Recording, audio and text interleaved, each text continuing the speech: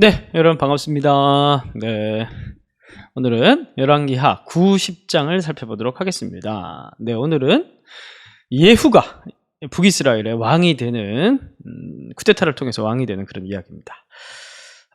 오늘 이야기를 들어가기 전에, 본문을 들어가기 전에 여러분들에게 먼저 이 질문을 던져보겠습니다. 왜 하나님은 악을 그냥 두실까? 여러분들 살아가다 보면 여러분들 주변에 정말 악한 사람들이 가끔 있잖아요. 예? 그리고 또 여러분들과 관계는 없지만 뭐 TV나 뉴스나 이런 사람들 이런 걸 보면 어떤 조직이나 기업이나 어떤 사람을 봤을 때 이야 정말 악하다. 하나님께서 어떻게 저런 사람들을 그냥 놔두실까? 저 사람들은 왜 아직까지도 떵떵거리며 잘 먹고 잘 살까? 뭐 이제 이런 생각들이 들어요. 그리고 하나님의 정의에 대한 그런 의심들이 좀 들 때가 있습니다.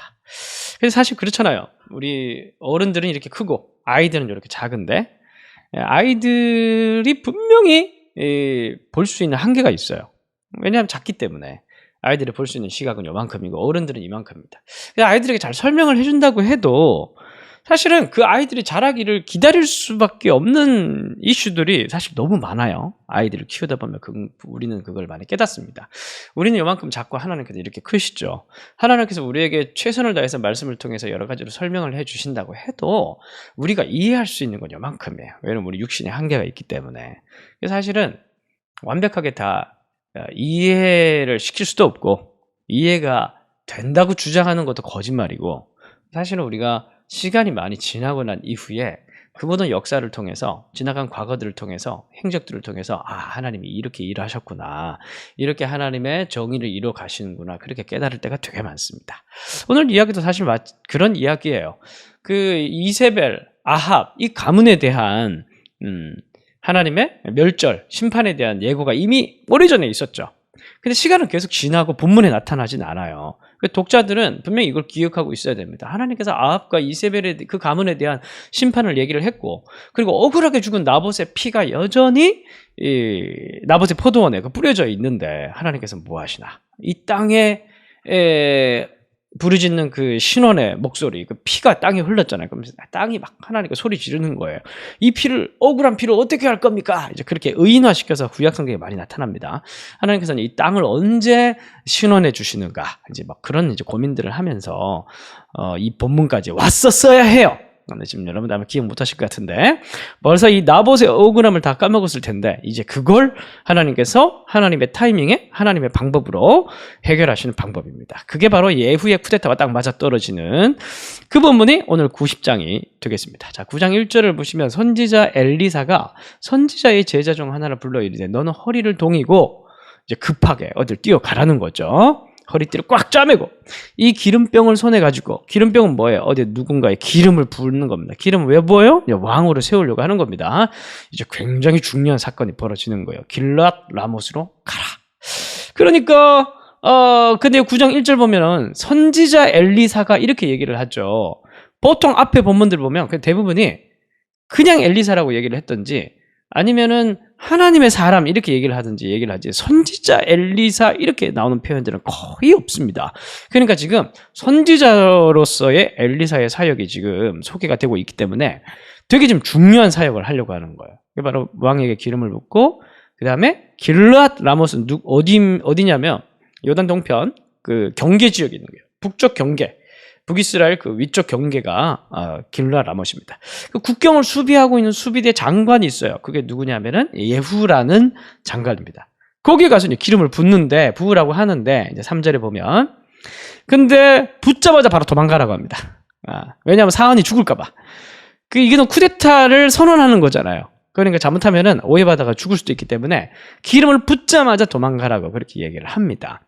그래서 가는데 6절에 보면 예후가 이 사원을 따라서 집으로 들어가고 사원이 그에게 머리에 기름을 부으면서 이렇게 얘기합니다. 6절 제일 뒤에 이스라엘 하나님 여호와의 말씀이 내가 내게 기름을 부어 이 여호와의 백성 곧 이스라엘의 왕으로 삼노니 너는 내 주 아합의 집을 치라. 내가 나의 종 선지자들의 피와 여호와의 종들의 피를 이세벨에게 갚아주리라 얘기를 하면서 그 앞에 이미 이제 심판 예언이 되어 있으니까 그 말씀이 너를 통해서 성취되고 있다는 것을 이제 가르쳐 선언하면서 그 사역과 관련해서 네가 왕이 되었다는 사실을 이제 엘리사의 제자가 얘기를 하면서 선포하면서 기름을 붓고 있습니다. 자, 이렇게 에피소드가 그냥 끝나는 것 같았어요. 그리고 이제 문을 열고 도망하고 11절 보니까 예후가 나와서 그의 주인의 신복들, 그 주인은 누구냐면은 그 왕이죠. 북이스라엘의 왕이죠. 그 신복들이라고 하니까 예후에는 동료들인 겁니다. 동료들에게 이르니 한 사람이 그에게 묻되 평안하냐? 이렇게 묻는 거예요. 그 뭐냐? 무슨 일이냐? 이렇게 묻는 거예요. 그러니까 뭐 특별한 일은 없냐? 이렇게 얘기를 하니까 그 미친 자가 무슨 까닭으로 그대에게 왔더냐? 이렇게 얘기합니다. 이게 되게 한글 성경으로 보면 잘 모르는 표현인데 그 미친 자라고 얘기를 하는 게 정신 나갔다는 말이 아니라 무슈가라는 이 히브리어 단어가 황홀경에 빠진 종교인들을 지칭하는 조롱 섞인 표현이었습니다. 그러니까 이 엘리사의 제자가 다른 사람들이 알아봤어요. 본문에 보면. 그러니까 엘리사의 제자인 줄 아는 거예요. 저 엘리사에게 미쳐서 엘리사와 함께 엘리사를 동경하면서 따라다니는 저 종교인이 너에게 무슨 일로 왔냐? 이렇게 묻는 거예요. 그러니까 이제 털털하게 대답을 하죠. 예후가. 그래서 이 12절에 보니까 12절 제일 뒤에 보니까 내게 말하여 이르기를 여호와의 말씀이 내가 내게 기름을 부어 이스라엘 왕으로 삼는다 하셨다. 그렇게 그 종교인이 얘기를 하더라. 이러니까 13절에 보니까 무리가 각각 자기 옷을 급히 가져다가 섬돌 위 곧 예후의 밑에 깔고 자기 옷을 탁 깔고 나팔을 불며 이르되 예후는 왕이라 이렇게 외치는 거예요. 엘리사가 그때 당시에 대단한 선지자였습니다. 그 선지자의 사환이 와서 기름을 붓고 왕이 된다고 하니 이 사람들이 거기에 딱 이제 인정하는 그 모습을 보여주고 있습니다. 그러니까 이제 굉장히 중요한 장면인 거죠. 그러니까 예후가 이걸 보면서 이제 확신을 가지고 이제 14절 이후에서 드디어 이제 쿠데타를 일으키는 그런 장면이 나옵니다. 그래서 14절 보니까 이제 요람을 배반해서 이 예후가 쿠데타를 일으켜요. 그리고 15절 보면은 이 이스라엘 왕 요람이 전쟁 중에 부상한 것을 치료하기 위해서 이스르엘로 왔습니다. 이스라엘은 북이스라엘 왕들이 한 번씩 머물렀던 겨울궁이 있었던 서늘한 지역입니다. 거기에 이제 쉬고 있는데 예후가 무리가 와요. 17절에 보니까 망대 파수꾼이 서 있는데 저 멀리서 예후가 막 전차를 끌고 와요. 근데 20절 끝에 보니까 누가 오냐 이렇게 물으니까 그 파수꾼이 대답하기를 예후가 모는 것 같이 미치게 몰면서 전차를 몰면서 병거를 몰면서 지금 오고 있습니다. 마차를 모는 꼬라지를 보니까 예후인 것 같습니다. 이렇게 얘기를 하는데 이게 미치게 모나이다라고 이렇게 하는 이 단어도 무슈가라는 단어입니다. 무슨 말인지 이해가 되십니까 지금? 그러니까 지금 이 성경 기자는 예후를 무엇으로 묘사하고 싶으냐면 엘리사의 제자와 같은 사람으로 묘사를 하고 싶은 거예요. 이해가 되세요? 그러니까 엘리사의 제자도 무슈가, 예후도 무슈가인 거예요. 그러니까 지금 예후는 하나님의 명령을 따라 하나님의 명령을 성취하기 위해서 특별히 부름받은 사람으로 지금 소개가 되고 있는 겁니다. 그리고 이제 이 엘리사가 21절에 보면 이스라엘 사람 나봇의 토지에서 요람 왕을 만나요. 그러니까 이 나봇의 토지는 뭐예요? 나봇이 피를 흘렸던 그 땅입니다. 거기에서 딱 만나요. 원수는 외나무 다리에서 만나듯이. 이제 드디어 하나님께서 자신의 때에 자신의 방법으로 자신의 사람을 사용해서 하나님의 정의를 세우려고 하는 것이죠. 그래서 22절 보면 예후야 평안하냐? 요람 이렇게 얘기하다. 별일 없냐? 샬롬이냐? 이렇게 얘기합니다. 지금 똑같은 단어가 계속 반복되죠. 무슈가라는 단어와 샬롬이라는 단어가 반복돼요. 무슈가, 샬롬이냐? 이렇게 얘기를 하니까 근데 여러분 샬롬이 되겠어요? 왜 안 돼요? 나봇의 토지에서 만났는데 샬롬이 되겠습니까? 아직 피에 대한 나봇이 흘린 피에 대한 복수가 이루어지지 않았잖아요. 평안이 있을 수 없죠. 그래서 내 어머니 이세벨의 음령과 술수가 이렇게 많으니 어찌 평안이 있으랴 이렇게 예후가 대답을 합니다. 예후가 대답한 거지만 사실은 하나님께서 예후의 입을 통해서 지금 아합 가문에게 얘기를 하고 있는 거예요. 아직 뭐가 이루지 않았다? 나봇이 흘린 그 피가 아직 거기에 대한 복수가 이루어지지 않았다. 하나님의 정의가 세워지지 않았다. 아직 샬롬이 아니다. 그러면서 이제 뒤를 돌아서 도망하는 요람을 이제 예후가 화살로 쏴서 이제 죽입니다.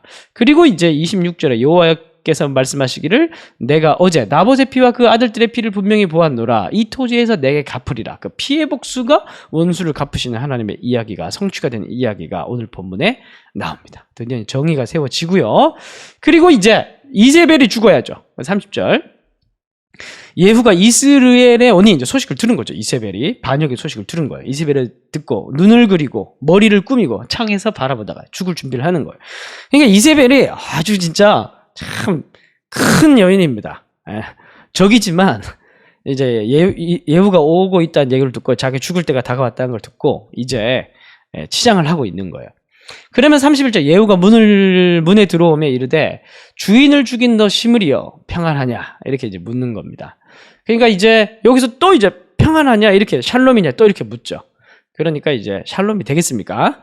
그래서 이제 죽이고 또 이제 개가 먹고 그렇게 하나님께서 예언했던 게 문자 그대로 성취되었다는 이야기가 오늘 본문에 나옵니다. 35절 장사하려 한즉 이세벨의 수급을 취해서 이제 장사 지내려고 하는데 두골과 발과 그의 손 외에는 찾지 못했어요. 이제 짐승들이 다 먹어버려가지고. 그래서 열왕기상 21장 23절이 성취가 되고 있는 그런 이야기가 나옵니다. 근데 10장에서는 약간 분위기가 좀 바뀌어요. 이게 예후가 완전하게 전심으로 하나님의 말씀에 순종해서 하나님을 사랑해서 이 일을 하고 있는 게 아니라 이 사람에게는 단지 정치적 쿠데타였어요. 그리고 이제 쿠데타의 명분으로 뭘 삼았냐 하면은 나봇의 억울함 이런 것들을 이제 내세웠고 슬로건으로 내세웠고 그래서 이제 엘리사의 또 지지를 받았고 그래서 백성들에게 이러한 것들을 내세우면서 쿠데타의 정당성을 삼은 거예요.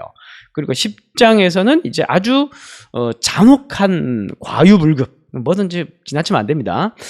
과유불급의 모습을 보여요. 그래서 보면 이제 왕자들의 머리를 이제 죽이는 건 괜찮은데 그 두 무더기를 쌓아서 아침까지 문 어귀에 두라 이렇게 얘기합니다. 8절에 10장 8절에 전시 효과를 노리는 거죠.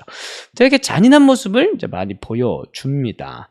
그러나 한편으로는 그리고 또 12절, 13절, 14절 가보면 10장 유다에서 놀러온 이 아하시아의 왕도 아까 앞에서 죽었죠. 요람과 같이. 그리고 그의 형제들까지 이제 죽임을 당하는 그런 모습들을 보입니다. 그 유다와 동맹 관계니까 죽이는 건데 이것도 사실은 이제 좀 굳이 이제 유다 왕족들까지 다 죽일 필요가 있냐.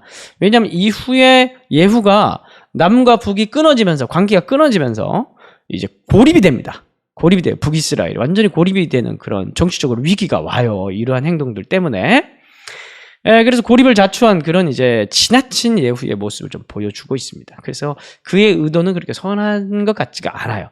그럼에도 불구하고 하나님께서 예후를 사용하셔서 10장 18절 이하에 이제 예후가 백성들이 공포를 합니다. 아합은 바알을 조금 섬겼으나 예후는 많이 섬기리라. 그래서 바알 숭배자들을 다 사마리아의 신전에 모아놓고 한 사람도 빠져나가지 못하게 만들면서 그 사람들을 다 죽여요. 그러면서 바알을 멸하시고 그리고 중요한 건 27절에 바알의 목상을 헐며 바알의 신당을 헐어서 변소를 만들어버려요. 왜 변소를 만드냐면은 단순히 이 장소를 그냥 놔두면 나중에 또 신성한 장소, 당신의 장소에 대한 그런 거룩한 인식들이 있었어요. 그래서 바알 신전 위에 다시 바알 신전을 건축할 수가 있으니까 이 신전을 더럽혀버리는 거예요. 다시는 신전을 짓게 하지 못하는 겁니다.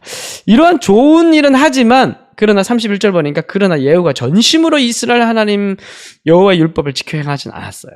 정치적 의도가 있었다는 거예요. 그럼에도 불구하고 하나님께서는 예후를 사용하셔가지고 하나님의 정의를 세우시고 바알을 심판하시면서 하나님 나라를 세워가시는 모습을 보여주고 있습니다. 그래서 여러분들이 억울한 일이 있고 또 여러분들이 이 역사의 과정들을 보면서 어떻게 하나님이 이렇게 아주 정말 잠자고 계시는 거 아니야? 하나님 뭐 하시지? 이런 생각이 여러분 들 수 있어요. 그런데 여러분 하나님이 누구를 또한 어떻게 어떤 방식으로 사용할지는 몰라요.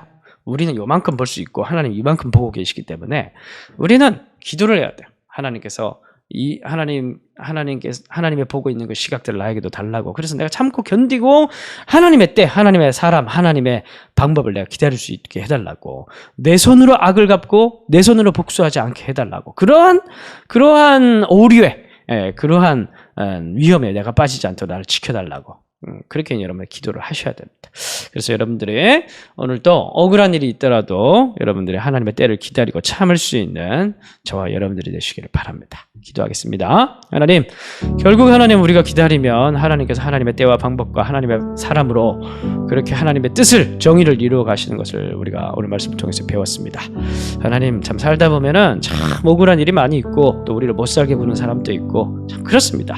그런 사람들 너무 미워하지 않도록 도와주시고 우리는 늘 선과 사랑으로 이길 수 있도록 하나님의 방법을 주시고 오직 복수는 하나님께 달려있다는 사실을 우리가 기억하며 하나님께 내어 맡기고 기다릴 수 있는 우리가 될 수 있도록 인도하여 주옵소서. 정의의 하나님, 신원하신 하나님을 찬양하며 살아계신 예수님의 이름으로 기도합니다.